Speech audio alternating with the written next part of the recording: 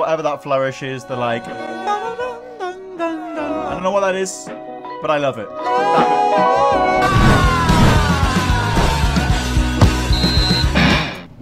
New Music Friday. New Music Friday. New Music Friday. That most incredible of traditions. Started by Beyonce by releasing an album on a Friday, which made the whole music industry go, no, no. Monday is no longer a good day for new music. And that's why I have a new music show on Monday. I'm kind of behind the times a little bit. We have some more great songs to react to. 5 or 6. 6. It's 6, chat.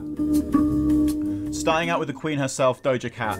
The album Scala is finally upon us, featuring such hits as Fuck the Girls, FTG, Ouchies, and Wet Vagina. But no, memes aside, this song Agora Hills, which I found on the New Music Friday playlist for Spotify, is actually pretty sick, so let's press play and hope that it doesn't get copyrighted. Have we gone back to the 80s? Is Doja Cat exploring synth pop? I feel like I'm ascending. I wasn't ready for this.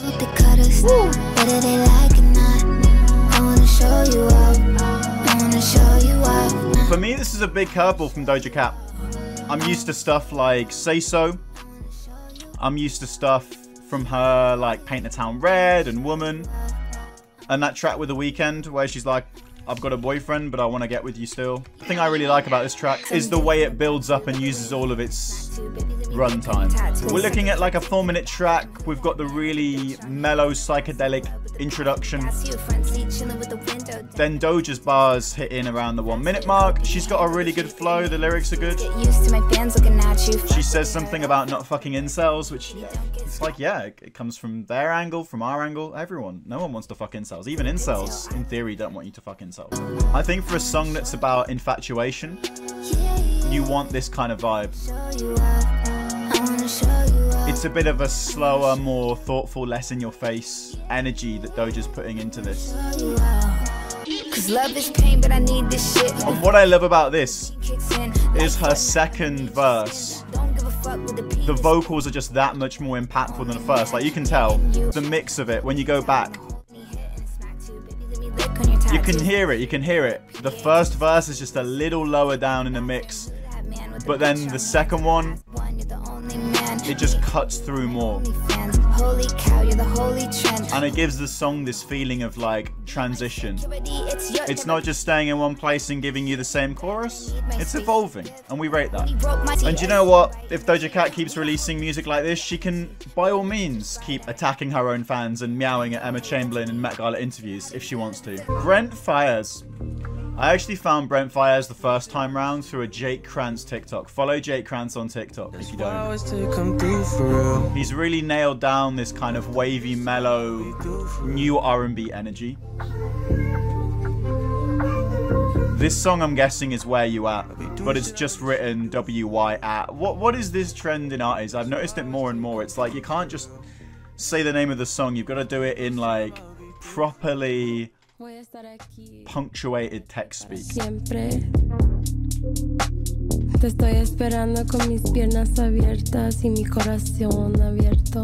Spotify bio says that Brent Faiyaz seamlessly weaves from rude sex to champagne-soaked nights. I want to picture the person typing that out because I know it wasn't Brent Faiyaz. It was some PR person in an office in LA. Brent's music is sick though. He just nails those R&B vocals. Because I guess you want a bit of tenderness, you want a bit of falsetto. The kind of classic Akon vibe. But it's got that new era spin on it, and you've got the kind of trap electronic drum beat in the background. It's definitely a late night driving playlist kind of vibe. Great track, great track. And let's go to this one, which I've seen loads of people arguing about on Twitter. And yeah, I'm still going to call it Twitter. This is Troye Sivan, Get Me Started. And what I've seen is a back and forth of people saying, is this trash? Or, oh no, are you just calling it trash because you only know the sample from the viral memes? I feel like he might be going for a Harry Styles style vocal. The fact that Troye's audience is built off his days as a vlogger maybe doesn't help with that specific sample. Because it reminds me of YouTube Rewind when I hear it. And all my days, that's actually kind of cool nostalgia, but it takes you out of the song a little bit when it hits. This bit, yeah. You can't, I just picture in my head, which YouTube Rewind was this song in? It was actually one of the ones that people liked, before everyone started hating on YouTube Rewind. There have been quite a few songs recently that lean so heavily on their samples that it's almost plagiarism. Especially that song by Meghan Trainor, which was a complete rip-off of Mr. Sandman. Kris Jenner was in the video, and I don't really know why. What is the sample? Bag Raiders Shooting Stars. Okay. The thing when you're coming through with a brand new song and you use such an iconic sample that it's going to immediately make people think of songs they've already heard rather than something new. You know, it can either make or break your song, and I think this is a catchy song, but to me, if I heard this song, like this bit, I wouldn't go, oh, this is a Troye Sivan song. I go, oh, it's that sample from that other song. I think an example of an amazing sample is when Kendrick Lamar got Beach House, reversed them, and then put them at the start of Money Trees on his album Good Kid, Mad City. Or when he sampled Rat Boy and Knock Knock Knock, which is crazy. Because you wouldn't even know, like, when that high-tone voice kicks in and says, door in his neck, I rattles, blocks a fire exit, no time for battles. It's like Kendrick is doing something with the sample that elevates or changes it up.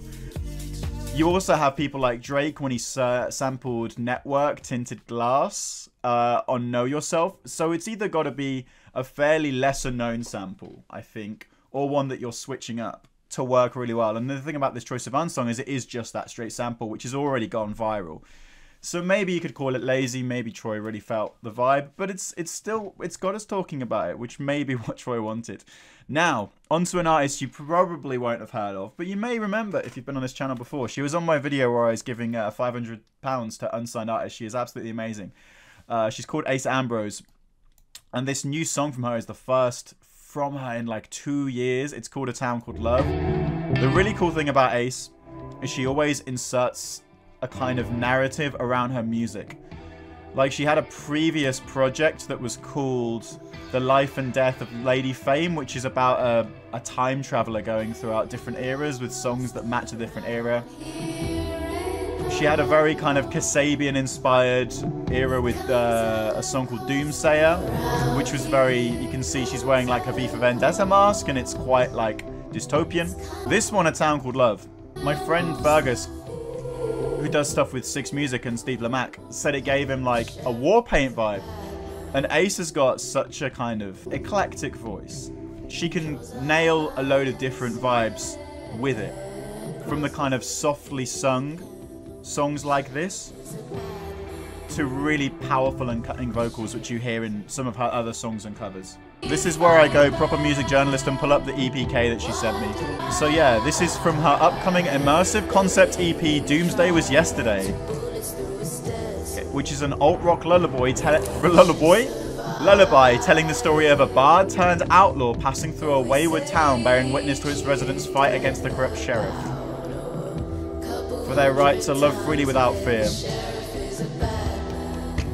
The sheriff is a bad man, there you go. And I think it's something that you only pick out of Ace's music if you delve deeper into it. But if you're the kind of listener who really wants to dive deeper, it's so rewarding listening to Ace. Because she's not just making songs, she's making full worlds. Just because you guys probably won't have heard the other tracks before, I want to showcase the actual change in her voice. Like, this is Doomsayer. And straight away you're starting to see like the energy she's got as an artist and the versatility. So this is her more rocky track, and then you've got the coming of age, which is like the synthy one.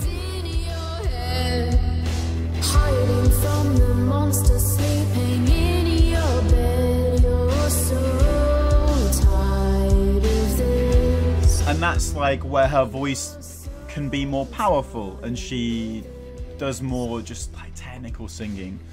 Very, very cool. If you guys don't already follow Ace Ambrose, give her a follow. She is amazing. It wouldn't be right to do a reaction to new music without having some indie in there, because I'm such a simp for indie. Okay, chat. And Seagulls are back with this song, Weekends and Workdays, which actually reminds me of the 1975 in the earliest era, Drive Like I Do. Okay?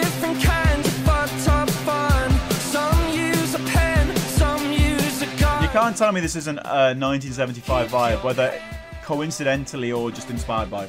I think they've brought in the synths a lot more than their earlier songs. I think I saw them live way back in Birmingham on Abby McCarthy's Good Karma Club tour, which feels like another lifetime now.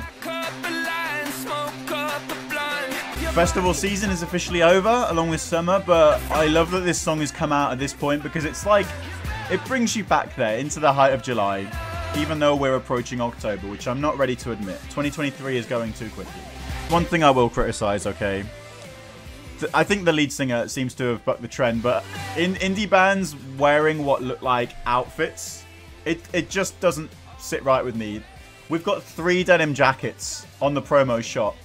Now, I guess you could just have 3 guys who happen to all dress the same, but I actually think it's one of those things where people like to hold up indie as this authentic grassroots genre, but a lot of the time, you actually get some of the same tropes in it as you got with like really produced pop bands in the noughties. And I know there's a photo out there of, I think it's the Sherlocks, where they're all wearing double denim, and I'm just looking at it like, oh my god, guys. It's just like the northern version of pop music at this point. No disrespect to the Seagulls, this is a great anthem, and I'm not calling them like industry or anything, but maybe they just love denim jackets. Maybe it's like a Levi's brand deal. It is just that really nice intersection of kind of indie rock and synth pop. Seagulls are touring with Louis Tomlinson. That is wild. Louis Tomlinson has done more to support indie music in the 2020s than NME. There you have it. Weekends and Workdays from Seagulls. It's a really nice indie anthem and I think a great inclusion on New Music Friday. And so on to our final song that I'm going to react to today. It comes from Michael Bird. He's a great singer-songwriter from Birmingham. He puts on his own jam night. He started, it's quite a legendary one actually in Birmingham. It's called Neighborhood. And it brings a lot of the greatest musicians in the city together the first Monday of every month just to, you know, get up and perform, improvise stuff. And I think just those kind of things that I'm telling you about him are probably going to signpost the fact that he's an incredibly talented musician. I think if you're a fan of Jacob Collier, you're probably really going to like Michael. This is a song called Running Back. And it has that jazzy vibe in the background with a drum beat. And just the rich texture of instruments with his beautiful vocals touching on the falsetto.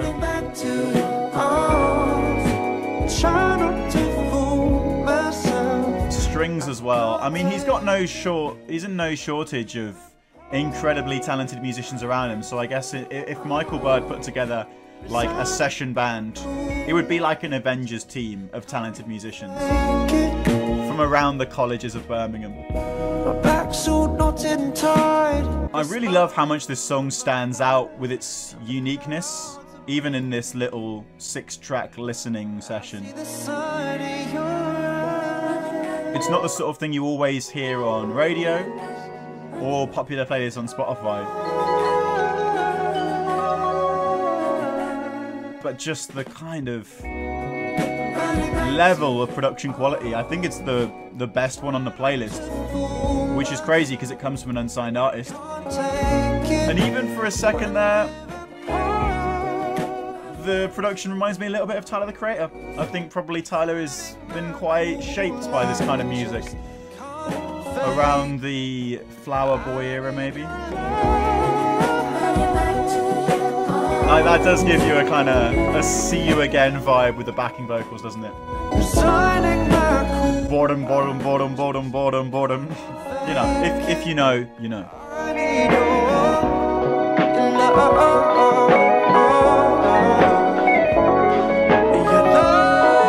Whatever that instrument is, whatever that flourish is, they're like, I don't know what that is, but I love it. It's so good. It's so good. Michael Burden running back. Okay, chat.